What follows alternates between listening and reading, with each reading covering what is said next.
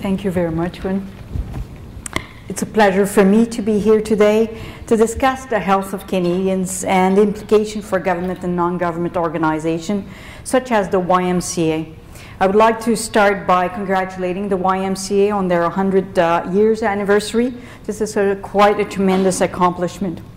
We all know it is critical to get a good start in life, and the YMCA plays an important role in building leadership skills for children and youth who may not start from a place of advantage. I'm honored to be here today, just speaking after Mr. Craig Alexander from the TD Bank, because his remarks actually are a good segue into my speech, which is how without health we can't actually contribute to our economy. So the Public Health Agency's mandate is to create policies, programs, and support that will help Canadians lead healthier lives by promoting healthy choices that prevent chronic disease and allow us to enjoy long, healthy lives. When we talk about being healthy over the course of our lives, we do not only mean being free from disease. Being healthy includes much more. For example, it means being able to care of ourselves, to be good parents, to teach children respect and resilience. Being healthy means being able to accomplish our goals and make the right choices, and being able to support our communities in doing the same. Supporting our communities means we need to continue to spark awareness and actions, and I would emphasize action, to tackle such things as difficult living conditions, unemployment, poor working conditions, poverty, clean drinking water, sanitation, and a good start to life. Some of what we know as social determinants of health. On a positive note, Canadians experience better health outcomes than citizens in many other countries. Statistics Canada recently reported that the life expectancy in Canada has reached a new high of about close to 81 years, and our infant mortality rates has declined steadily. Furthermore, we know that from the Canadian Community Health Survey data that almost 90% of Canadians believe that their health is either good, very good, or excellent. So we have something to start from. But not all Canadians have access to optimal condition in order to experience good health. We know that the gap is widening between the poorer Canadians and the wealthier Canadians, and you saw a slide from the previous speaker that demonstrated the difference between the gap that is being created right now in Canadians. 1 in 10 households with children don't have enough food, and that's strange for Canada. And about 9 million Canadians perform below needed literacy level. So therefore, they can't really care for themselves. So when we consider the situation, there is a cause for concern. There's also the rising rates of obesity, or unhealthy weight, should I say, higher than they have ever been in Canada. And that's an example of the unfortunate consequences of unhealthy lifestyles and poor access to healthy choices and opportunities. So we have to look at the policies in place in our communities and how we can actually correct those so we can start making the healthy choices, but also how we can support those that are disadvantaged so that they can make the same healthy choices.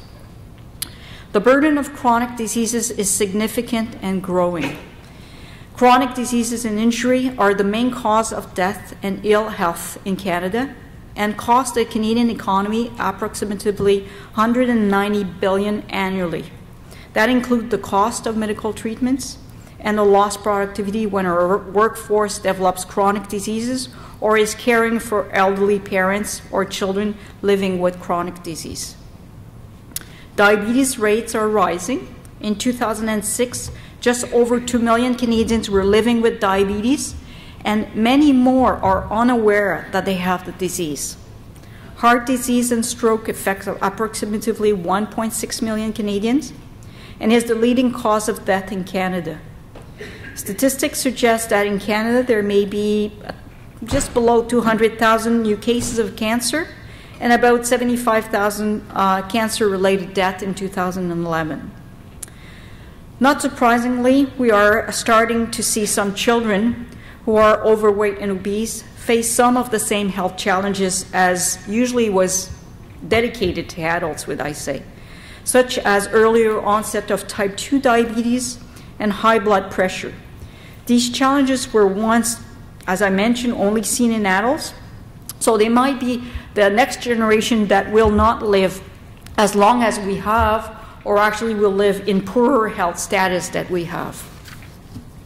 In order to confront these challenges and reduce the prevalence of chronic disease, we have to better understand the barriers that prevent certain sections of the population from achieving better health outcomes. We need to better provide equal access opportunity to make healthy choices. These choices have impact on how healthy we will be, and do so at an early age.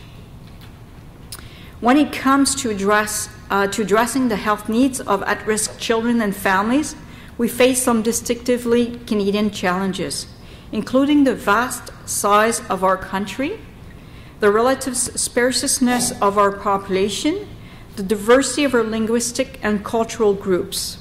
For example, children of immigrants to Canada, and you saw from the previous slides that they will become the majority going forward of our growth, and Aboriginal children often face significant cultural, economic, social barriers to accessing appropriate health and social services. Canada's challenge is to reduce these inequalities so that at-risk children across our society have the same health and development opportunities as other Canadian children. Experience and evidence tells us that promoting positive health should begin early, and early is actually at the prenatal stage, and continue through the life course. Promoting healthy life in children sets the stage for good health throughout the life course and an ability for them to contribute maximally in society.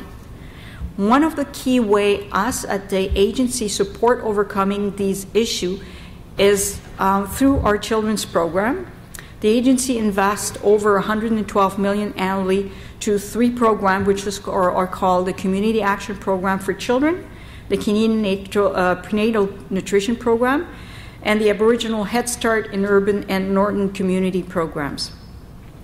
Together, these programs represent an important upstream investment, reaching close to 200 vulnerable Canadians each year. And we are also investing in strategic initiatives that support maternal mental health, reduce childhood exposure to tobacco smoke, improve oral health, and prevent unintentional injury. In addition to these important physical health outcomes, we recognize the importance of promoting and improving mental wellness for all Canadians. Just this month, a mental health strategy for Canada was released by the Mental Health Commission of Canada. This organization is actually has set the new blueprint, I would say, for all sectors of society to act. There's starting to be a dialogue, and all sectors involved with children's or any Canadian at any stage in terms of promoting and supporting when affected with mental illness have a role to play. Positive mental health and wellness are critical, and fairly only we are investing this $27 million in intervention, what we call innovation intervention project, that help children, youth, and family to reduce health inequalities, promoting positive mental health and developing protective factors. These are examples. There is in Manitoba a project called the Good Behavior Game, which is being put in place in their school system, which actually provides a strategy that helps children develop social, emotional, and self-discipline skills. These skills are crucial for lifelong learning, physical, emotional health, and avoidance of drug and criminal involvements. There's other programs like this that are funded through the country. These are, that's important that in Canada we realize we have lots of pilot projects everywhere, in many places, and the challenge is for us to scale them up and then have them adopted through Canada by those that are actually or have as a mandate to actually program and deliver services to Canadians. We have also to consider the health of our older population. By 2015, seniors will outnumber children for the first time in Canada history. It is great that Canadians are living longer than ever before, but this success always means that older seniors are more at risk of developing chronic diseases, and they are living longer but with diseases. This could present a challenge for a health system, individual and communities, particularly with respect to the management and impact of multiple chronic diseases. We know that over 25% of older adults have 2 or more chronic diseases. So that will lead to poor functional status, unnecessary hospitalization, adverse drug events, and increased demand for care. We know that poor health affects seniors' participation and contribution to society, including labor force participation and volunteering and caregiving. There are many interventions that benefit people of all ages, even the very old. In our work on seniors, we focus on an area where health promotion intervention have the most positive health outcomes in promoting physical activity, preventing falls, facilitating social inclusiveness, promoting mental health. We also work with provinces and territories to create age-friendly communities. Through these initiatives, older Canadians are engaged to create healthy, safe, and supporting environments where they can live and thrive. For example, the municipality of Saanich in British Columbia has become an age-friendly community by developing a multi- and mixed-use housing options, promoting intergenerational housing, developing new design guidelines for community centers, and improving access to transit. There are over 500 communities across Canada adopting and implementing the principles of age-friendly communities, but more needs to do so. In recognizing that a complex array of factors contributes to poor health, including biological, behavioral, psychological, technological, environmental, social, economic, and cultural, it is clear that the solution involves many players. Government is not singularly responsible for resolving health problems and poor health outcomes, and you just heard that the years to come, obviously investments will be harder to come. So it is required that the active participation of many different sectors of society, ranging from individual, family, society as a whole, as well as community organization. But we need to knit better our actions together. We all have a role to play in the public health, and these include partnering, enabling, and mitigating. Partnering means teaming up with those who have a shared view and share objective. And we are also enabled by learning about the best practices and applying them to our own situation. I mentioned review, and I know that the Y has theirs as well.